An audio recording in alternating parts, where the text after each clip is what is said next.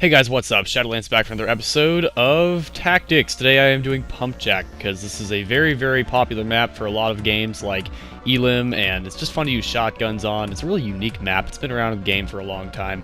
Finally wanted to get around to it. So I'm going to be splitting this map up into two portions. The portion of upstairs and the portion of everywhere else. So going with upstairs first, because that's what I usually play. Usually you want to have a setup for one or the other and then stick to that place to the best of your ability. So up here, you typically want to have a sniper and an SMG, or some kind of non-shotgun close quarters combat weapon. Pistols work really well. This is really the only other way to flank right here. You want to try to stay away from this area as far as possible. Looks like L9 is down there somewhere. So yeah, anyway, getting into this, there's a lot of peek spots around this area right here, and even though peeking has now officially been fixed, because if you look, notice how I don't, like, move down any further when I crouch. So yeah, that's been fixed. If you're on this side coming from this way, there's two areas you want to focus on sniping from. This area to right here, and then either from here to here, or from behind these boxes standing here to here. Now this is a really hard peek spot that's obviously been fixed now. Looks like you can still shoot through here. But usually they're going to get on that box right there, and you're going to want to hit them from about right here-ish and snipe right over the box. However, it's usually smart to destroy the box right off the bat. Now, a couple of small things about here that most people don't know is that you can climb up here, which is really nice, and you can wait right here and wait for people to come by. This is a great spot for hiding with that SMG and then popping down and killing people here. Now, if you're trying to make an advance, you want to toss here, toss your grenade right about there. Preferably, if the box is still there, toss it right beside the box, like right where I just tossed it there so they can't see it, but it can still kill them. Then you can come around here and flank. Now, if you're going to stand on top of the stairs, this applies to both sides. Stand right here or right here. Don't ever come down here, but there is one tactic you can use.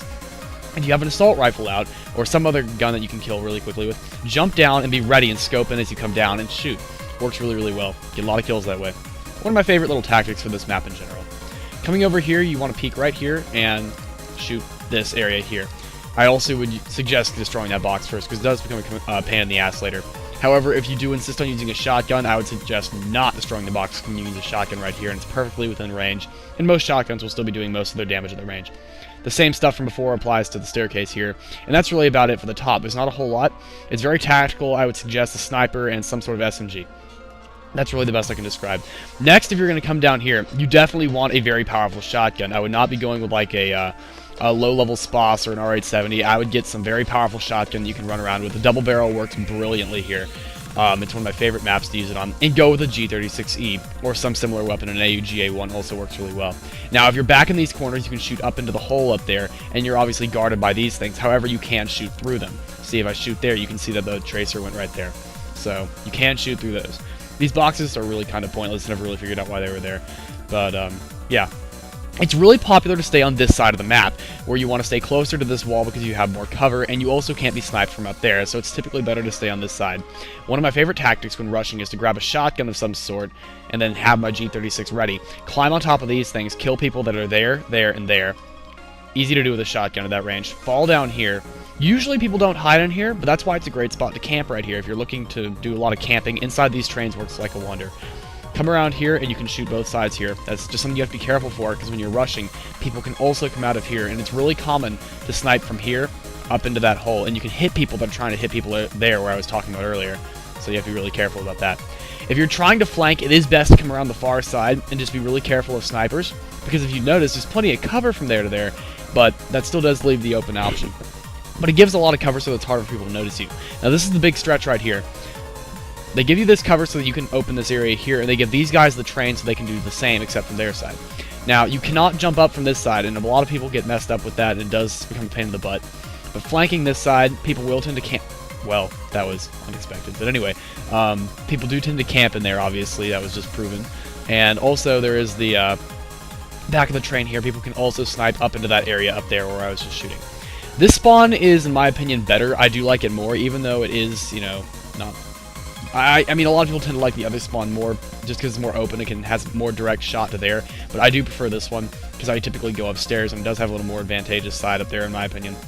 But if you're coming up this way, the fastest way to flank this is through right here. You can come up here, get out your shotgun, and just blow people away. You expect people to be here, maybe up there, over here, and if they're rushing, always check this hallway for right there. And usually you just want to check up here, like right here. You don't want to actually come out. If there's someone coming here, don't step out. but make sure you check your flanks and stuff. It's very important. As far as up here, there's a lot of typical areas people will be camping. And this is the last thing I'm going to go over for this map. People will typically be somewhere there in this area. They don't usually come through here. It's just pretty rare that you see that. There are people coming from here and down there. So 1, 2, and 3 from this area. And on this area, you'll see people sniping from there, and running through here. They do tend to run through here, unlike right here.